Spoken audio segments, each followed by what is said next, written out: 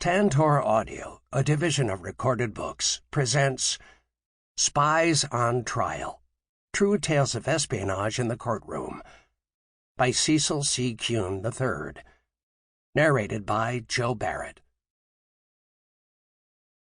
It had all the earmarks of a CIA operation. The bomb killed everybody in the room except the intended target. William F. Buckley, Jr. Introduction. The spy business is, and always has been, an unpredictable one, and sometimes the dark shadows of the clandestine back room are suddenly exchanged for the bright lights of the open courtroom. The factual situations and legal issues that judges and juries face in dealing with the adjudication of espionage cases are typically more unusual, complex, and diverse than one could possibly imagine. This book is a collection of courtroom stories, many of which reached the U.S. Supreme Court, concerning the activities of spies who were abruptly apprehended while pursuing the fruits of their livelihood. For example, in a very unusual case that occurred in 1938, a dry-cleaning establishment found in the pocket of a coat belonging to Mikhail Gorin an envelope containing a sheet of paper with reference to spy activities. The dry cleaner gave the notes to the police department that then turned it over to the FBI. Gorin turned out to be a Soviet intelligence agent who had bought classified data from Hafiz Salic, a Georgian immigrant and civilian employee of the Office of Naval Intelligence. Salic had access to all NI's files and activities among Japanese Americans, as well as the covert operations of Japanese consular officials. Salic needed cash to cover his gambling habit, so he sold the information to Gorin. Both Gorin and Salic were convicted for their crimes, and their case went all the way to the U.S. Supreme Court with no success on their part. In 1951, in what is surely the most famous espionage case of all time, a grand jury indicted 3 Americans of Russian ancestry, Julius and Ethel Rosenberg and Morton Sobell, for sending top-secret U.S. national defense documents to the Soviet Union. Ethel's brother, David Greenglass, was stationed at the Los Alamos Atomic Experimental Station, and Ethel and her husband Julius urged David to gather classified data. Julius and a former college classmate, Morton Sobell, also solicited Max Elitcher, a Navy Department engineer, to obtain anti-aircraft and other secrets for Russia. When he was caught, Greenglass pled guilty to the charges, while the Rosenbergs and Sobell were tried for espionage and treason. Julius and Ethel took the stand and denied any involvement. Morton pled not guilty, but did not testify. The jury found the 3 guilty as charged. The trial judge sentenced Julius and Ethel to death, and Morton to 30 years imprisonment. On June 19, 1952, at 8 o'clock in the morning, the Rosenbergs were sent to the electric chair to die together. 5 years later, in May of 1957, a Soviet lieutenant colonel named Reino Haihanen walked through the doors of the American embassy in Paris and announced to the officials gathered there that for years he had been a Soviet spy working in the United States. Haihanen proved to be a wealth of information, and it was largely through his testimony that American authorities learned of the activities of a notorious spy named Rudolf Ivanovich Abel, who was convicted for espionage but eventually returned to the Soviet Union in a spy exchange for the American U-2 pilot Francis Gary Powers. Another intriguing espionage case involved a collection of spies, known as the Cuban Five, employed by the primary Cuban intelligence agency. These individuals were extremely active in South Florida, collecting information about U.S. military facilities, U.S. law enforcement activities, and U.S. organizations that supported a dismantling of the Castro regime in Cuba. American officials discovered the handiwork of these spies and eventually brought them to trial. They were all found guilty and served lengthy prison terms. Also captivating was the prosecution that ensued years later when U.S. intelligence agencies learned that Vietnamese spy David Truong was transmitting highly classified documents to Paris. The government was anxious to locate his inside source. Without obtaining a search warrant, they tapped his phone and bugged his apartment for 9 months in an attempt to find out who was providing him with this top-secret information. Truong denied being a spy, but the jury thought otherwise and sentenced him to 15 years. In what became known as the suitcase scandal, involving large transfers of cash in South America, an individual named Franklin Duran, who failed to register as a foreign agent in the United States, was indicted in federal court for serving as an agent in Venezuela. Duran was caught transferring $800,000 in cash from the Venezuelan intelligence agency in order to influence the presidential election in Argentina. He was sentenced to 4 years in prison and fined $175,000. In another case, the Soviet spy game was in full play when Richard Miller, a former FBI agent assigned to the Soviet Foreign Counterintelligence Unit, was found guilty of delivering to a Soviet agent a number of classified documents in exchange for $15,000 in cash and $50,000 in gold. Miller claimed that he was actually acting as a double agent and soon planned to inform U.S. government officials of that fact. The jury failed to buy his story. In a fascinating espionage case dealing with military secrets, Dongfan Greg Chung, a former Boeing engineer, was convicted of transmitting vast amounts of sensitive information to the Chinese government in violation of the Economic Espionage Act.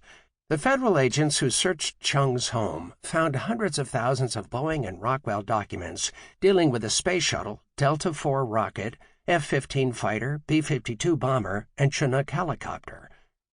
In fairly short order, Chung was found guilty and sentenced to 15 years and 8 months in prison.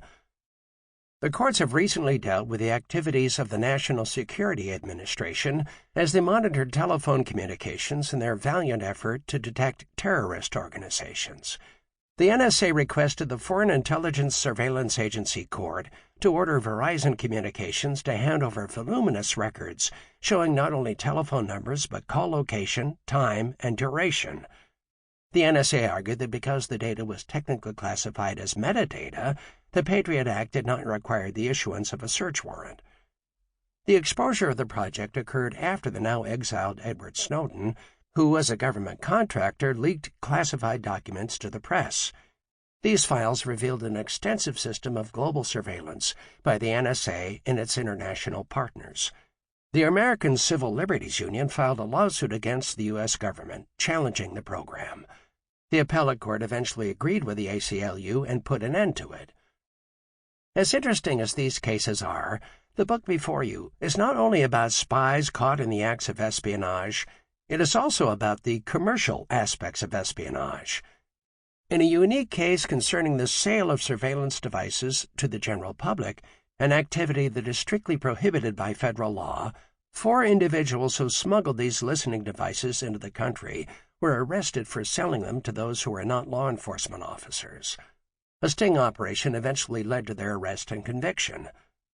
In another case, this one involving libel, an individual named Ilya Walston sued the author and publisher of a book which declared that Walston was a Soviet spy. The author had plenty of evidence to support his statement. Walston had been identified as a Soviet agent in an FBI report published by the U.S. Senate, and he had refused to testify in a grand jury hearing involving his uncle and aunt, Jack and Mira Sobell, who had pled guilty to charges of espionage. Then there was the issue of the enforceability of covert agreements. When a high-ranking foreign diplomat expressed an interest in defecting to the United States, the CIA persuaded him to continue his activities, promising that it would ensure him financial and personal security for life. When this double agent later landed a lucrative job in the private sector, the CIA stopped providing financial assistance. He sued to enforce the agreement and was unsuccessful. Another prosecution involved travel restrictions imposed on a former American spy in the name of national security. Philip Agee, who previously worked for the CIA, traveled extensively abroad, where he frequently criticized American intelligence efforts and revealed the identities of CIA agents. The Department of State deemed Agee's activities harmful in light of the recent Iranian crisis, and they revoked his passport. Agee cried foul in his lawsuit, and he sued to recover his passport. Naturally, the First Amendment sometimes comes into play when dealing with restrictions on spies. Ralph McGahey was a former CIA officer who signed the typical agreement barring him from revealing any classified information without prior approval. After the CIA censored portions of his manuscript, He claimed the agency violated his First Amendment rights. His book was published with redactions and revisions, but he remained critical of the agency for the rest of his life. Another case involved a massive project of the CIA codenamed MKUltra, which funded the research and development of chemical, biological, and radiological materials capable of employment in clandestine operations to control human behavior. MKUltra was established to counter Soviet and Chinese advances in brainwashing and interrogation techniques.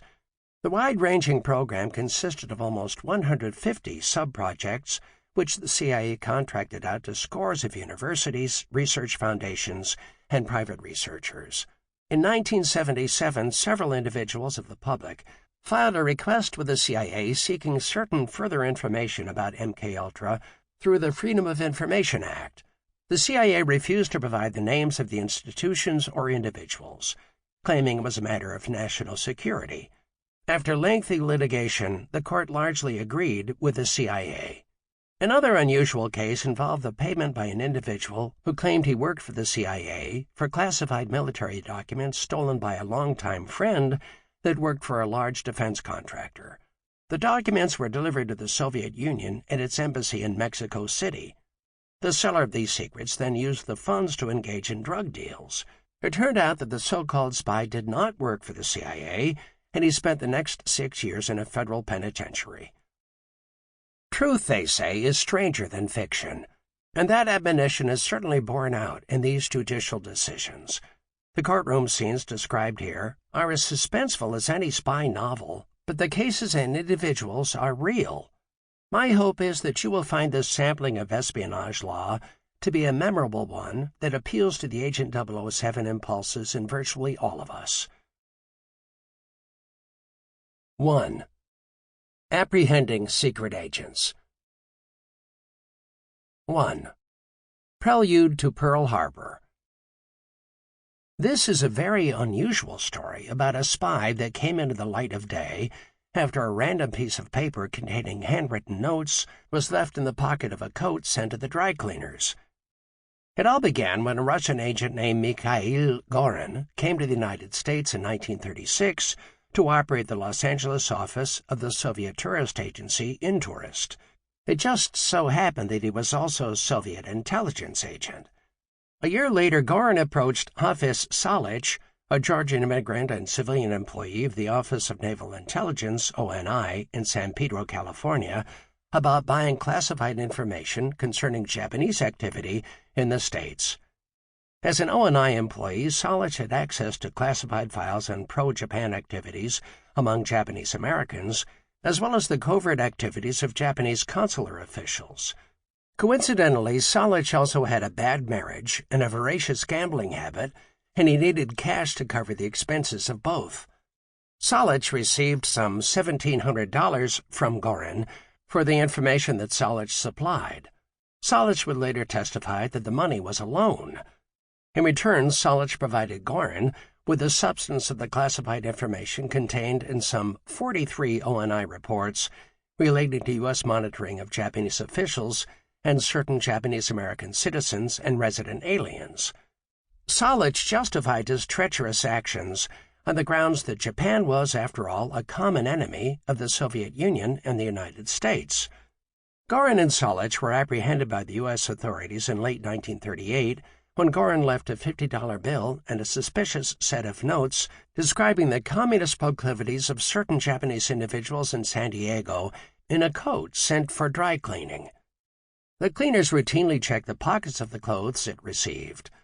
They immediately contacted the police. The book Secret Missions, the story of an intelligence officer, revealed, after the Hollywood police had made their copies, the driver returned to the shop with the original material as directed. Together with the manager and all of Gorin's clothes in his arms, he proceeded to the front office where Gorin and his wife were rapidly reaching the hysterical stage. As the driver handed the clothes to Gorin, he almost snatched them from him, so great was his anxiety to search the inside pocket of one of the coats. Much to his relief, he found the envelope just as he had left it, with all the papers intact, and he and his wife departed. The police contacted Ralph Van Diemen, a former head of Army intelligence. Van Diemen in turn informed the FBI, which began to investigate Gorin and Solich. On December 10, 1938, several agents of the FBI went to Solich's apartment and told him he was under investigation. Solich immediately confessed and readily identified the reports that he had given to Gorin. Solich provided a written statement explaining that, "Conscientiously and honestly, I did not think that my actions, aside from being highly unethical, were inimical to the best interests of the United States, to which country I am extremely grateful for what it did for me, and which country's citizenship I value, and I certainly state that at no time did I furnish Gorin any information which, in my opinion, would harm this country. On the contrary, I saw some reason to Gorin's argument that we had common cause, and by helping them, I would also be indirectly helping our own cause." The reports provided by Solich consisted principally of the movements of certain Japanese from one location to another and their activities along the way. Several reports dealt with Japanese activities in Mexico and Central America, and a few concerned alleged communists and their activities. None of the reports contained any information regarding the armed services or their equipment, munitions, or supplies. One report named a number of Japanese suspected of being interested in intelligence work. Most of the reports appeared innocuous on their face, but there was no way for an outsider to connect them with other material which the naval intelligence may have possessed.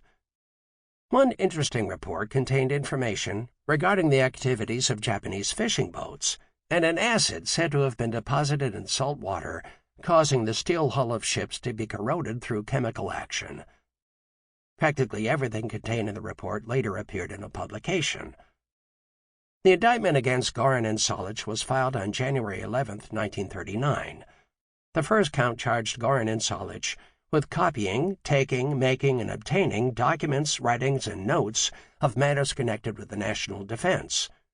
The second count charged defendants with communicating, delivering, and transmitting to Gorin as a representative of the Soviet Union writings, notes, instruments, and information relating to the national defense. The third count charged that the defendants conspired to communicate, deliver, and transmit to the Soviet Union documents, writings, plans, notes, instruments, and information relating to the national defense.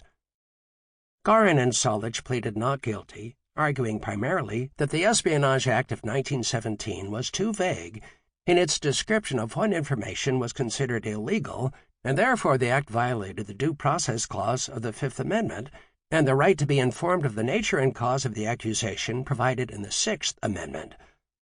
Gorin and Solich also argued that the innocuous nature of the documents meant that there was no intent to harm the United States or aid a foreign nation, and the information acquired by the defendant was not related to the national defense.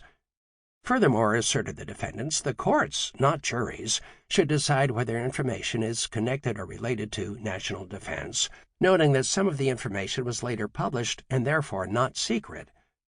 The jury rejected the defendants' arguments and convicted Gorin and Solich on all three counts. Gorin received 6 years and Solich 4 years, and both were fined $10,000. The case was appealed to the Ninth Circuit Court of Appeals in April of 1940.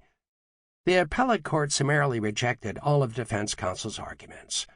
The case then moved to the U.S. Supreme Court, which agreed with the Court of Appeals. The case turned largely on the adequacy of the jury instructions. The trial court's instructions were comprehensive. As to the first count, the trial court instructed the jury that there were 4 elements of the crime therein charged. 1. The fact of taking or obtaining must be established. 2. There must be a purpose of obtaining information respecting the national defense. 3. There must be an intent or reason to believe that the information so obtained was to be used to the injury of the United States or to the advantage of the Soviet Union. And 4. The information so taken must, in fact, relate to the national defense. The trial court instructed the jury that the government must prove either an intent or a reason to believe that the information was to be used either to the injury of the United States or to the advantage of the Soviet Union. The court also instructed the jury that they could consider the character of the information acquired as to whether or not it was susceptible to use by the Soviet Union.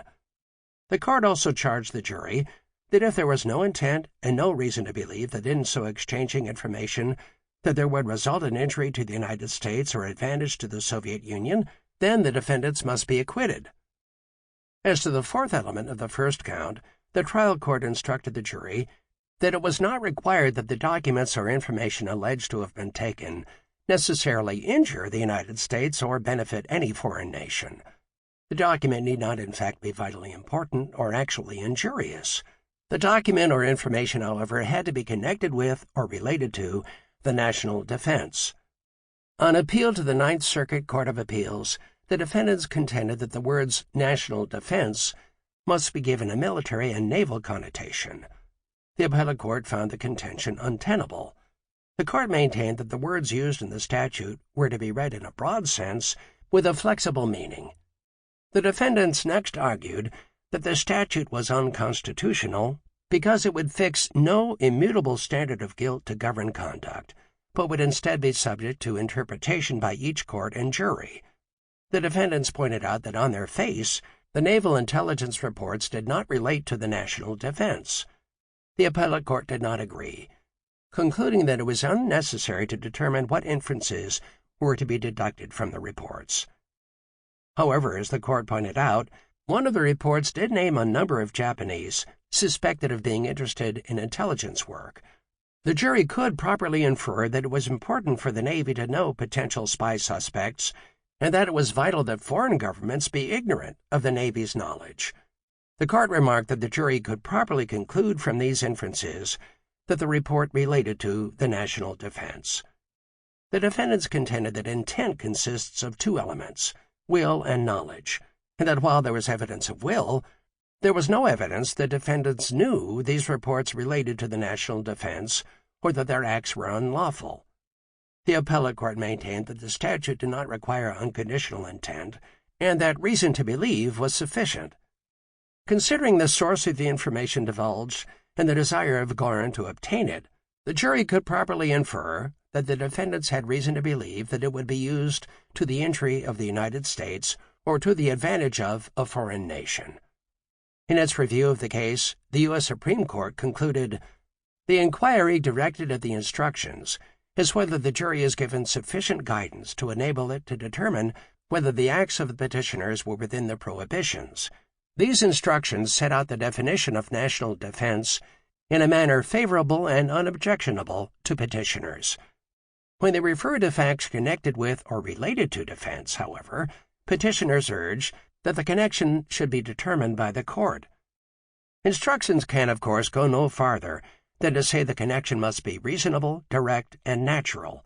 Further elaboration would not clarify. The function of the court is to instruct as to the kind of information which is violative of the statute, and of the jury to decide whether the information secured is of the defined kind. It is not the function of the court, where reasonable men may differ, to determine whether the acts do or do not come within the ambit of the statute. The question of the connection of the information with national defense is a question of fact to be determined by the jury, as negligence upon undisputed facts is determined. Viewing the instructions as a whole, the court found none of the defendants' objections were sufficient to justify reversal, and so Gorin and Solich would remain in prison to serve out their sentences. Opinion excerpt. Mr. Justice Reed delivered the opinion of the court. Petitioners, Gorin and Solich, object to the convictions principally on the grounds, 1, that the prohibitions of the Act are limited to obtaining and delivering information concerning the specifically described places and things set out in Section 1A of the Act, such as a vessel, aircraft, fort, signal station, code, or signal book, and 2, that an interpretation which put within the statute the furnishing of any other information connected with or relating to the national defense than that concerning these specifically described places and things would make the Act unconstitutional as violative of due process because of indefiniteness. The philosophy behind the insistence that the prohibitions of Sections 1B, anything connected with the national defense, and 2A, information relating to the national defense, upon which the indictment is based, are limited to the places and things which are specifically set out in Section 1A. Any vessel, aircraft, work of defense, navy yard, relies upon the traditional freedom of discussion of matters connected with national defense, which is permitted in this country. It would require, urge petitioners, the clearest sort of declaration by the Congress to bring under the statute the obtaining and delivering to a foreign government for its advantage of reports generally published and available which deal with food production, the advances of civil aeronautics, reserves of raw materials, or other similar matters not directly connected with, and yet of the greatest importance to, national defense. The possibility of such an interpretation of the terms connected with or relating to national defense is to be avoided by construing to make it a crime only to obtain information as to places and things specifically listed in Section 1 as connected with or related to the national defense. Petitioners argue that the statute should not be construed so as to leave to a jury to determine whether an innocuous report on a crop yield is connected with the national defense.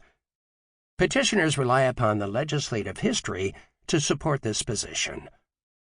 The passage of the Espionage Act during the World War year of 1917 attracted the close scrutiny of Congress and resulted in different bills in the two houses, which were reconciled only after a second conference report. Nothing more definite appears in this history as to the congressional intention in regard to limiting the Act's prohibitions upon which this indictment depends to the places and things in Section 1A than that a House definition of national defense, which gave it a broad meaning, was stricken out, and the conference report stated as to the final form of the present Act, Section 1 sets out the places connected with the national defense to which the prohibitions of the section apply. Neither change seems significant on this inquiry. The House bill had not specified the places under surveillance. The conference change made them definite. The fact that the clause or other place connected with the national defense is also included in Section 1A is not an unusual manner of protecting enactments against inadvertent omissions.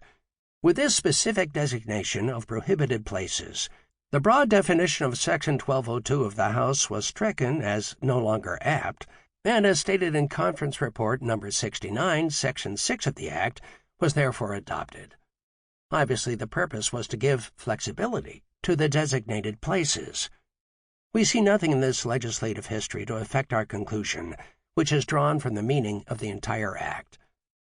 An examination of the words of the statute satisfies us that the meaning of national defense in Sections 1B and 2A cannot be limited to the places and things specified in Section 1A. Certainly there is no such express limitation in the later sections. Section 1A lays down the test of purpose and intent, and then defines the crime as going upon or otherwise obtaining information as to named things and places connected with the national defense.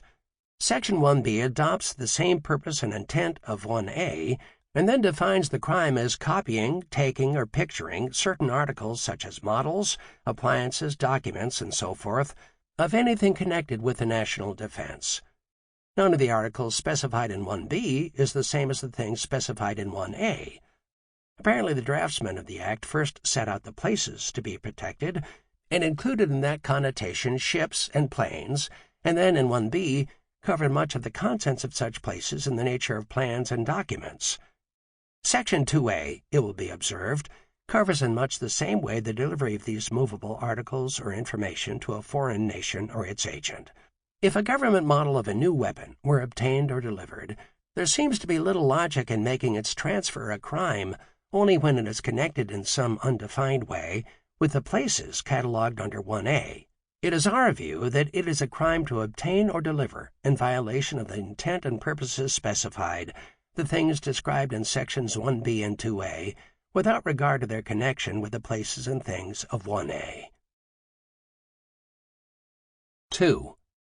Secrets of the Atom Bomb. On the afternoon of January 31st, 1951, a grand jury suddenly emerged from the depths of its walnut-paneled conference room and announced to the astonished world that it had just indicted 3 Americans of Russian ancestry, Julius and Ethel Rosenberg and Morton Sobell, for conspiring between 1944 and 1950 to communicate to leaders of the Union of Soviet Socialist Republics certain documents relating to the national defense of the United States, with the intent and the reason to believe that this information would be used to the advantage of the Soviet Union and to the detriment of the United States. The indictment of these seemingly unassuming individuals for the crime of espionage sent considerable Sample complete. Ready to continue?